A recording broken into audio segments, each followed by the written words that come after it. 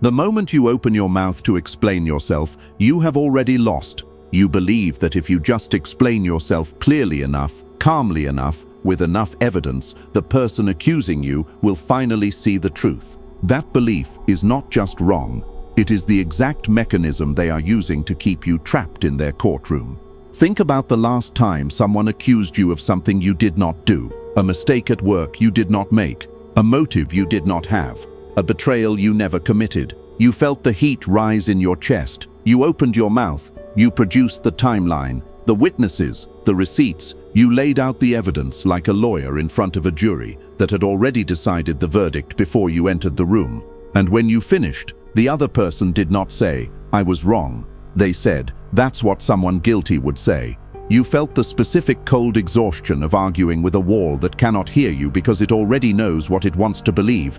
Here is what was actually operating beneath that conversation. The person who has already decided you are guilty is not engaged in a search for truth. They are engaged in a confirmation ritual. The psychological mechanism is called belief perseverance, the human tendency to reject any evidence that contradicts a conclusion already reached. Your evidence does not change their mind. It becomes new evidence of your guilt. The more you explain, the more you confirm their suspicion. You are not defending yourself. You are performing a confession in a trial you lost before you entered the room, and you have been funding that performance every time you opened your mouth to a closed mind. 500 years ago, Niccolò Machiavelli watched men destroy themselves in the courts of Florence by doing exactly what you are still doing. They explained, they justified, they produced evidence to people who had already decided they were enemies, and every explanation was used against them, not because the evidence was weak, but because the listener's verdict was never in doubt. He wrote, "Men are quick to change their nature when it serves them." He meant that the person accusing you will not change their mind because of your words. They will change their story only when it serves their interest to do so. Your innocence is irrelevant to someone whose position depends on your guilt. In this video, you are going to learn exactly how to identify when someone has already decided you are guilty before you waste a single sentence defending yourself.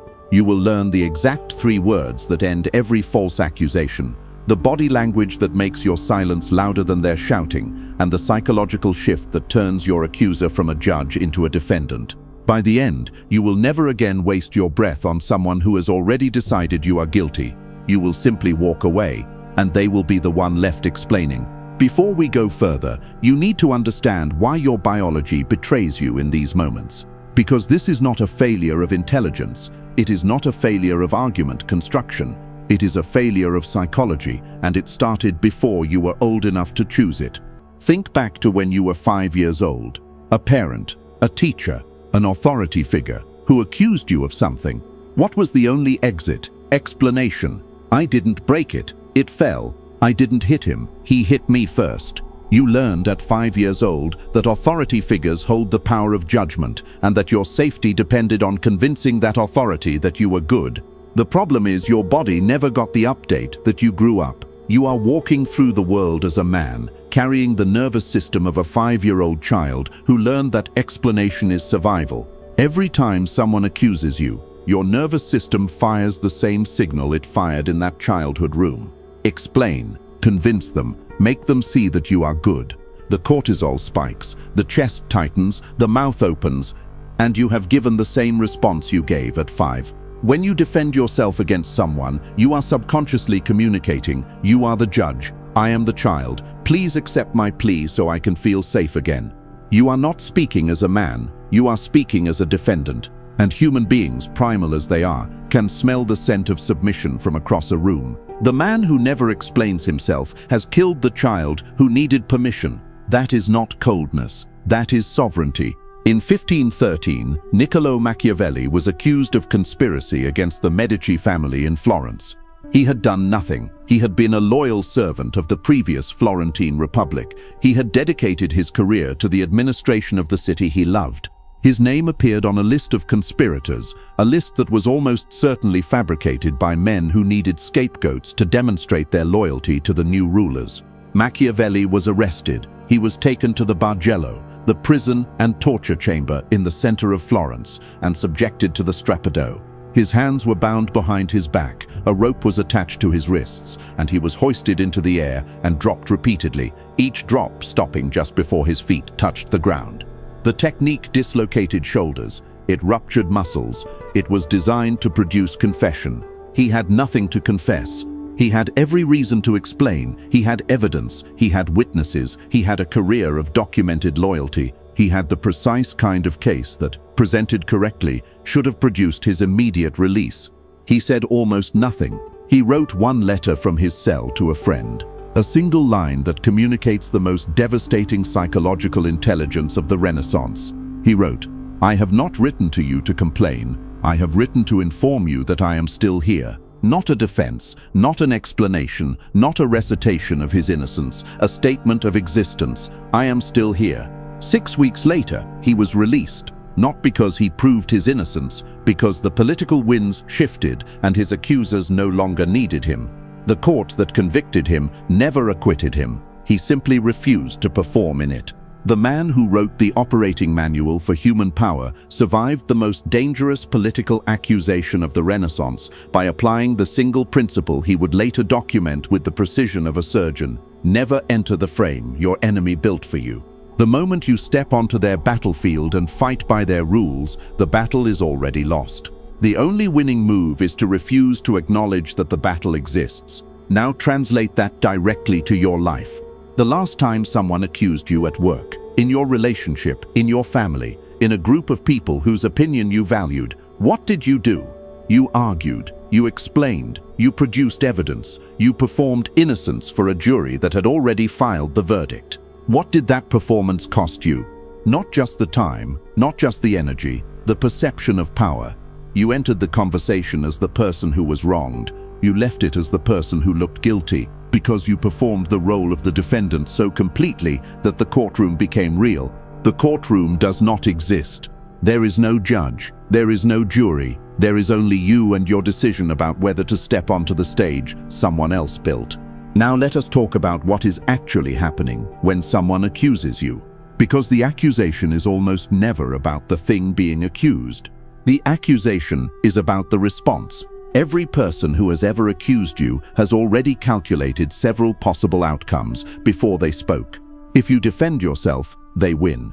Your defense confirms that their judgment matters. If you get angry, they win. Your anger confirms the accusation landed. If you explain, they win. Your explanation confirms you are playing their game. The only outcome in which they lose is the one where you do nothing. This is the mechanism called the accusation trap. The psychological architecture in which the trap is not the accusation itself, but the expectation of a response. The moment you respond, you are caught. The trap is not designed to establish truth, it is designed to establish submission. Every response you provide, regardless of its content, confirms that the trap has worked. Defending yourself against someone who has already decided you are guilty is like arguing your case in a courtroom where the judge wrote the verdict before you entered the room. The performance is entirely yours. The audience belongs to them. The outcome was never in question. You have been performing in that courtroom your entire life. Let us name the people who have already decided, because the title of this video contains the most important word, already. Not the people who are uncertain, not the people who are genuinely confused, the people who made up their mind before they confronted you. You can identify them with a single test.